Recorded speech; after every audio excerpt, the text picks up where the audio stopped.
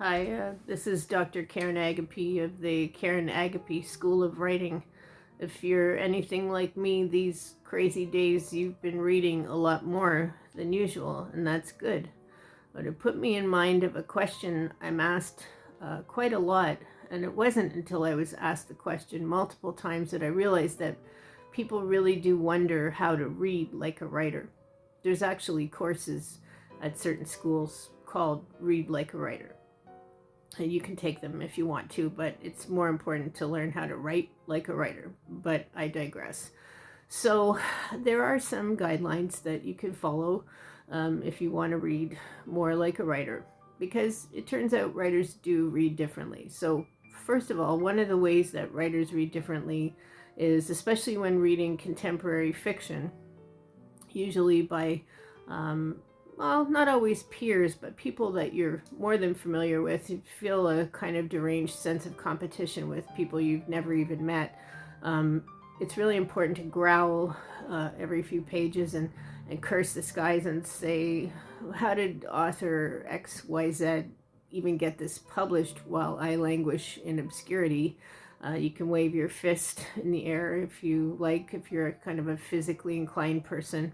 But then you should probably go take a shower and rinse away the guilt and self-loathing that undoubtedly have overtaken you, because you realize you're just as mean-spirited as all the writers you always said were just mean-spirited. Another way to read like a writer is to pretend that you understand all of the mysterious, sometimes pretentious vocabulary you come across in certain types of books. And whatever you do, do not reach for a dictionary when anyone's around, because writers know all the words in their given mother tongues. And unless you can discreetly look the words up on your phone, which is certainly one of the luxuries of our technological age, don't do it. Writers need to know all the words.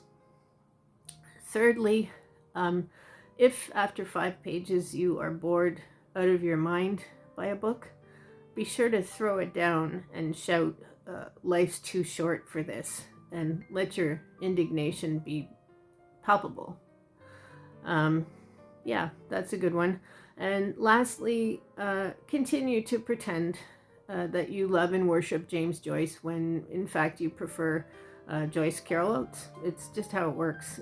Everybody does it. Everybody has their writer they pretend to worship and have even read when they haven't. And then there's just people that whose writing you really like, that you would read anything they wrote. So hopefully that helps you until we can work together at the Karen Agape School of Writing.